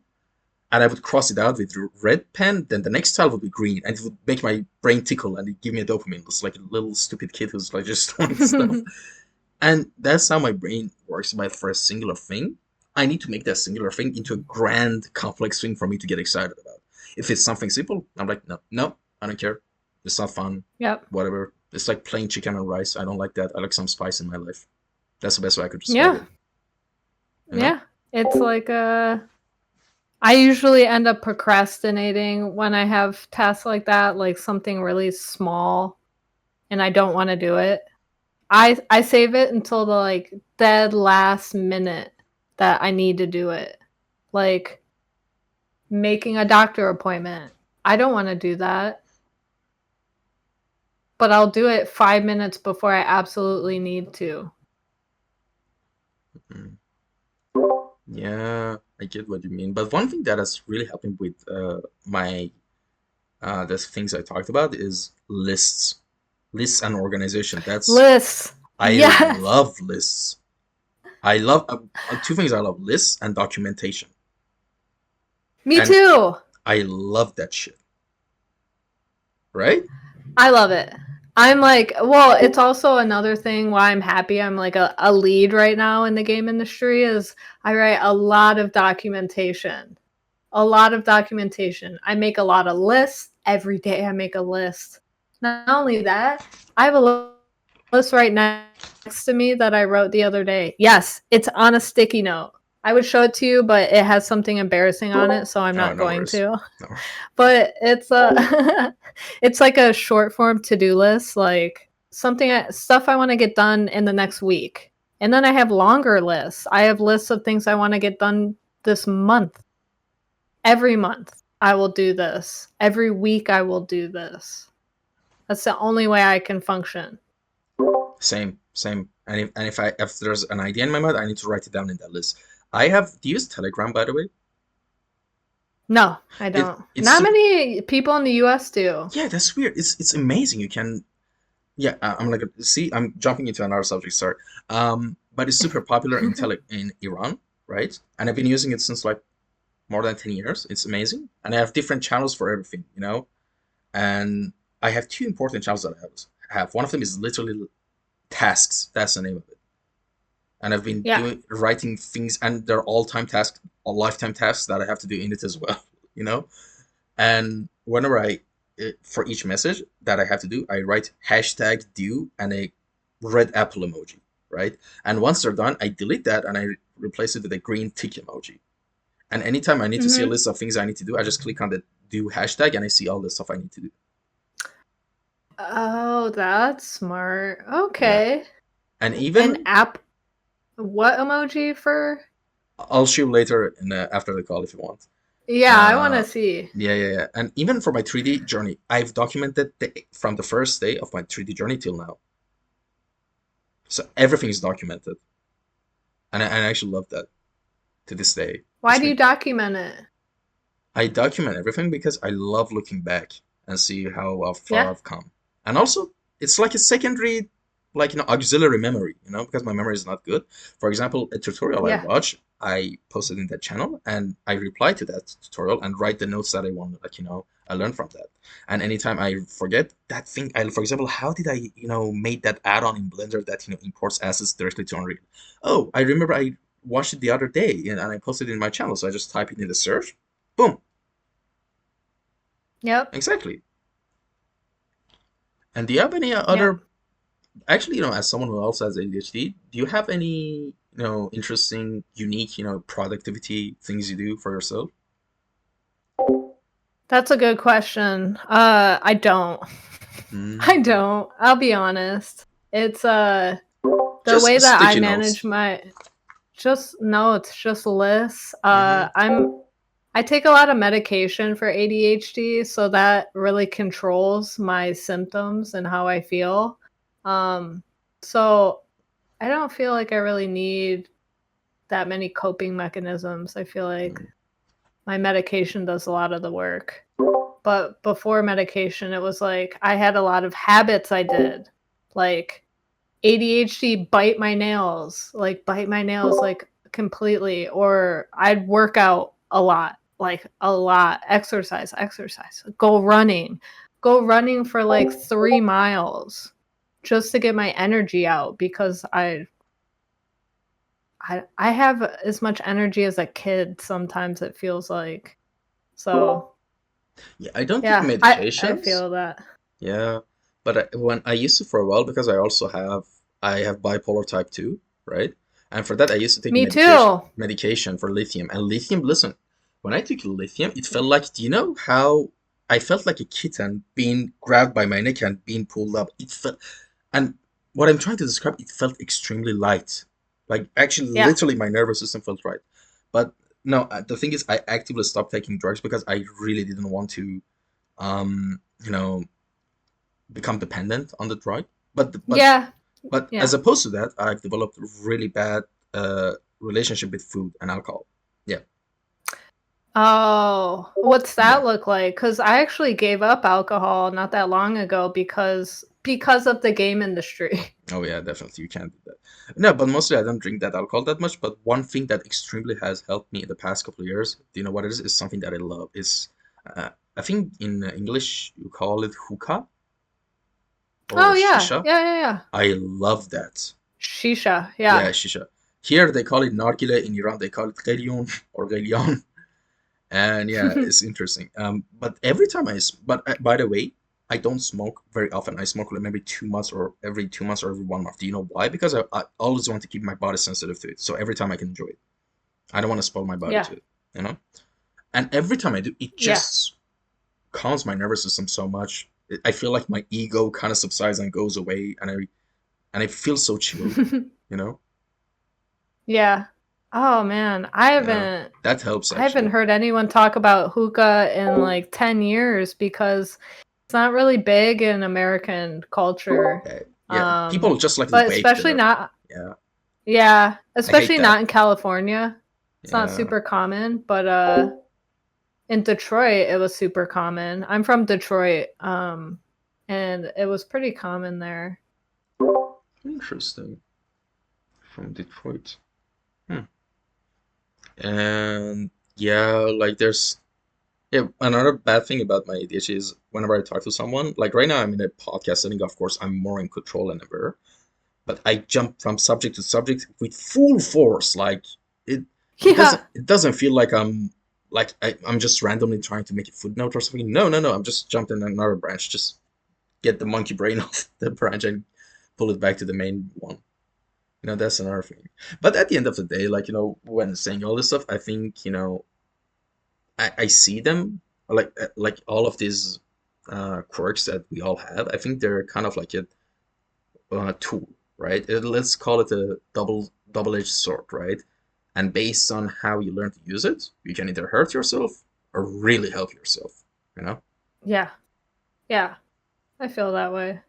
Mm. And Yeah. yeah, let's actually talk about something else. Do you have any non-arts related stuff going on in your life that are completely non-arts related? Non-art related? Yes. That's a good question. My life really revolves around art. If I'm not doing art, I'm probably eating food. I love food. Uh, if I'm not eating food, maybe I'm at the arcade. I do like video games, obviously. So that's a hard question because my life revolves around art and video games. Yeah, that's interesting. Yeah. Yeah, you're actually like don't worry, like a lot of artists also feel that way. Most of their stuff revolves around art. Yeah, that's interesting. Yeah, but I think what's important, especially being an artist in the game industry, I feel like it's important to have hobbies that are still creative, still art, but are different. So something that I like to do is I really like to do graffiti. It's really different than what I do for work. It's different than what I do professionally. It's different than what I put on my portfolio, my personal art. It's just difficult. It's challenging. It's fun. I think even like sewing is a good creative outlet. People who crochet and knit. I I think literally wanted to that's mention that. Crocheting is my one of yeah, my I next think things. that's a great hobby. Yeah. Yeah. I think like you need to have art hobbies. You can't just be like, I just do 3D art. Mm. I only make materials and substance designer. Like draw a map on a piece of paper. See what that's like. Like that's hard. But that's fun. Like I don't know, like pick up a marker, just draw something, draw a map, draw a layout, draw Mordor. I don't know. Like do something off the computer that's creative. Yeah, that's true. Like, there's a couple of things, believe it or not, that since I was a teenager, like I wanted to get really good at. Like, I'm gonna name five of them, but out of these five, I've only done two of them in a very minimal degree. One of them was making wine, and I did that the first time when I was 16, and my inspiration was Skyrim because of mead. I wanted to make mead, and I made that for the first Oh, time. yeah. Yeah. And from a YouTube channel, I was when I was 15, 16, from a YouTube channel, Storm the Castle, I think was his name. It was a really cool channel. Yeah, I made that and it turned out pretty good actually. And the second one was gardening, which I did our house. Like, actually, fortunately, had we have a little, like, plot of small land in our yard, so I could, I planted some, like, carrots, I think, and it grew a little baby carrots, but it was nothing. I couldn't really make. Our cats would tear anything apart with plants, so yeah. And the the rest three ones were, one of them was archery, which I still love and I want to try and get better at. Yeah. Archery, graffiti, because I even bought equipment before I left Iran, but I could never do it. And I got the mask, the whole thing. And the third one is crocheting, actually. You know, I Yeah. it's crocheting feels to me is because the thing with me is, like you mentioned, you kept biting your nails. That's really interesting that you Mhm. mentioned that because for me, since I was like 14, I had this very bad habit of, like, this cultural cotilomania, just to scratch my head and pull out the hair, Yep. something like that.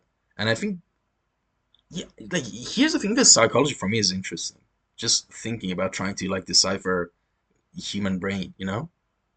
These stuff are on my list to, do someday, like get really into deep. But yeah, Yeah. what Yeah, I'm is trying to think what's on my list. Like yeah. I bought all the equipment to do tattooing. Oh, I yourself. haven't touched it. I haven't not touched it. Don't you need a mentor for that? Like to get good at tattoos? Oh, you can buy fake skin and just Oh yeah, tattoo I know. fake skin. So that's what I was gonna do. I was not gonna tattoo a real Mm, person. Um, that's terrifying. yeah. Oh, Barbary. I like Man. I like Barbary as well. Like there's two things I really like. Shaving heads and shaving Yeah. grass. It's really fun. It's so I satisfying. would I don't know love to why. be a barber. Oh, cut Yeah. men's hair, like all the designs and Just on buzz like the cut, yeah, side of the fade. head. I Yeah, I cut my hair that would be since good. for the past 5 years I've been doing my own haircuts. I made a lot of mistakes, but I've learned it Yeah. because it's so satisfying, honestly. Yeah. One great thing I about being a mean, yeah. man is you can always shave your beard, and it's so fun. Yeah, But you and you can't do look that. completely different. Yeah, Like you could change your whole look. character creator menu of a game, and you just do different things. Yeah. Yeah, exactly. Yeah, interesting. Well, there was one other thing I wanted to, ask you about as well. Titles. Titles in the industry. Titles. You mentioned you're elite, right? Junior, medium, senior. That makes sense. Lead, principal. I don't know much about that. So if you could, obviously you have, a lot of experience in the industry. So if you could, tell us what all these roles mean and why would we need so many labels for just a single, you know, position? That'd be awesome. Yeah. Yeah. I mean, I feel like I'm not a big fan of titles. I'll just say that to before I get into this. I don't think titles are very healthy. Um, to me, I feel like titles are a company's way of deciding how much you will get paid, about how much you will get paid, which is fair. That's valid. It's fine to have a system to figure out how much to pay your employees. But I do feel like, titles just get given out. Like I've seen seniors who were like, you know, just starting their career and they're somehow a senior with 1 to 2 years experience. Um, in that case, it's a little strange because you start off being a junior, and what's expected of you is that you're learning, you're growing. You're not expected much. People don't expect much of you. They just expect you to do your best and to learn from the people around you and to grow into the next mid-level role. When you get in the mid-level, you start to get people's trust. You start to get more difficult work tasked onto your plate. You start to get involved with, hey, what are the seniors doing? How can I become a senior? Should I do what the seniors are doing? Should I hit their quality bar? You're just you're just hitting the next quality bar. And that's there's a big difference between all the titles and all the different levels. There might not be too big of a difference between senior and principal, but a principal artist is expected to be the top of their craft. They are expected to know everything and be the quality bar of their craft. I worked at Valve where we had no titles, and I think that's where I got this feeling where I don't like titles. My title on ArtStation is just artist. Um, I think we're all just artists at the end of the day. I don't want to put myself into a box. I don't want to be like, I'm a 3D environment artist because some days I don't feel like an environment artist. Some days I feel like a world builder. Some days I'm a level designer. Some days I'm a generalist. Some days I'm a material artist, a foliage artist. I'm lots of things.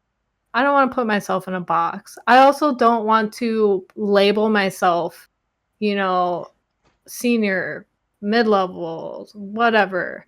Professionally, I am a lead. but I don't use that to talk down to people too. I've seen a lot of people with high titles talk down to people with low titles, and it's just disheartening. It's just a way for people to be condescending to. There's a lot of people in with like a lot of egos because they're a senior principal, lead, whatever at this big company, and they have this big ego, and uh they feel like they can just talk down to the people who are trying to get to that level, trying to grow in their career. So that's how I feel about titles. I'm not a big fan. I get that they're necessary. They're not going anywhere. We have them. There's nothing I can do to change that. It's not like me saying we should get rid of titles. No one's going to listen to me. I wish they would. I wish we could get rid of titles. I wish we were all just artists, all just programmer, all just designer. Like, just keep it simple. Believe it or not, not everyone is like I completely agree with you, but not everyone is like you. You know what I mean? Like some people are just strictly one thing, and they're happy with it. Yeah, You know, so that's fine. that's the case as well. But I get what you mean. Like there's so many intricacies of this whole subject, that we could talk about. But yeah, you're definitely right. A lot of the cases, like personally, myself, I like to like describe myself as an artist as well. Like not an artist, creative, more than because I also like writing. I also like do a lot of things. But if I guess we have to, for the sake of like um, just being clear on what position of the assembly line of the studio we're working as, I guess we have to have a label here, like, oh, I'm the 3D environment artist, or oh, I'm the foliage artist, or something, or I'm the character concept artist. So yeah, but I get Yeah. what you mean. Yeah, and Yeah, and like similarly to this topic though, mhm, it kind of reminds me of the topic of like game credits. I think mm, about that as well. I think about people being mistitled in their game credits. I think about people leaving a game right before it ships and getting shoved into this additional section that's just like additional art. There you are. You're not given that spot that you deserve under the senior artist spot if you were a senior, for instance. Um, or sometimes, you leave the project and you're not even in the credits. That's the worst. I think yeah, companies are getting better about that, but I've just seen and heard so many stories about people getting left out of the credits, mislabeled in their credits, or just being left out. That sucks. yeah. I know what you mean because I've had a pretty similar bad experience with like a place I used to collab with, but I don't want to get into it. But yeah, but I exactly know the feeling. Um, but yeah, I think officially we've reached the end of this episode. But wait a second. There's one last question, which is the most important question of each episode, which is called time capsule, right? So let me explain it to you what it is. Imagine in the limited amount of time, let's say a couple of minutes that you might have, tell us the most valuable life lessons you've learned thus far as a human being. This isn't about art. Like, what are the most Yeah. important life lessons you've learned that they could summarize for us? It's like I'm typing for ChatGPT to tell me something. It's really weird, but yeah, it like imagine if you could summarize all the life lessons, the most important ones that really resonates and hit home with you, the most important ones that you could share with us in your whole lifetime, Yeah. thus now. What would those be? I feel like I want to share the most basic one that I feel like everyone should know, but clearly not everyone knows it. Is to just be nice to everyone because you absolutely do not know what a person is going through just by looking at them or being around them. You don't know like what health issues they're going through, what trauma they have, what's happening in their life currently. financial struggles. You don't know what's happening with someone. And the amount of people in my life that I've dealt with that just couldn't understand that I'm going through something.